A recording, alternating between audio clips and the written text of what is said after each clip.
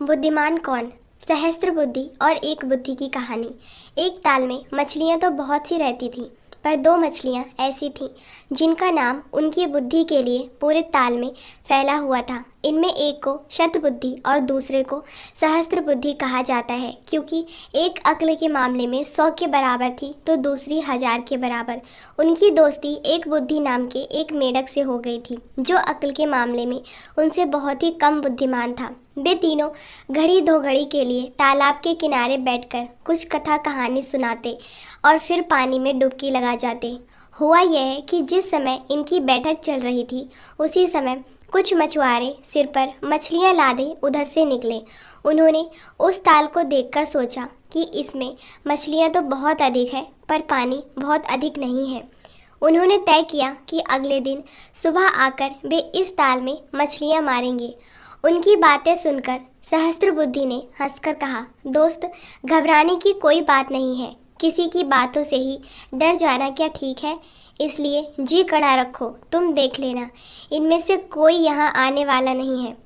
मान लो आ भी गए तो तुम मेरी बुद्धि का कमाल देखना। मैं तैरने और डुबकी लगाने की इतनी चालें जानता हूँ कि अपना बचाव तो कर ही लूँगा और तुम्हें भी बचा लूँगा। सतबुद्धि को बात सही लगी और बोला, मुझे आप पर पूरा भरोसा है। किसी की धमकी से ही बाप दादों के समय से चला आ रहा यह निवास, जो हमारा जन्म स्थान भी है, छोड़ा तो नहीं जा सकता। जन्मभूमि क्या कोई मामूली चीज़ होती है? इसलिए हमें अपनी मातृभूमि को छोड़ना नहीं चाहिए। फिर कुछ अक्ल तो मेरे पास भी है। सतबुद्धि की इस बात को सुनकर मेढक बोला, भाई, तुम लोगों के पास जितनी अक्ल है उतनी तो मेरे पास है नहीं।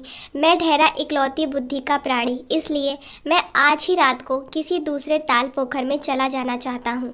और वह उसी रात किसी दूसरे ताल में चला गया। अगले दिन मछुआरों को तो आना ही था। उन्होंने जाल डालकर छोटी बड़ी सभी तरह की मछलियों को, मेंढकों को और केकड़ों को पकड़ लिया। सतबुद्धि और सहस्त्र बुद्धि अपनी अकल से जिस जिस तरह से बचकर भागना और निकलना संभव था, उनका प्रयोग करते हुए मछुआरों को कुछ देर तक छकाते रहे, पर अंत में वे भी जाल में आ ही गए।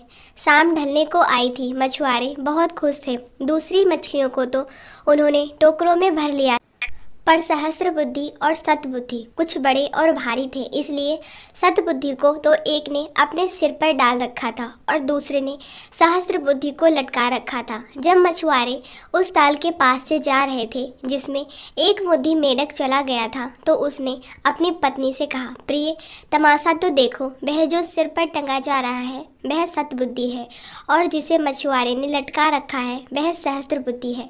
अब इधर मैं हूँ एक बुद्धि, जो इस निर्मल जल में कूद फांद रहा हूँ।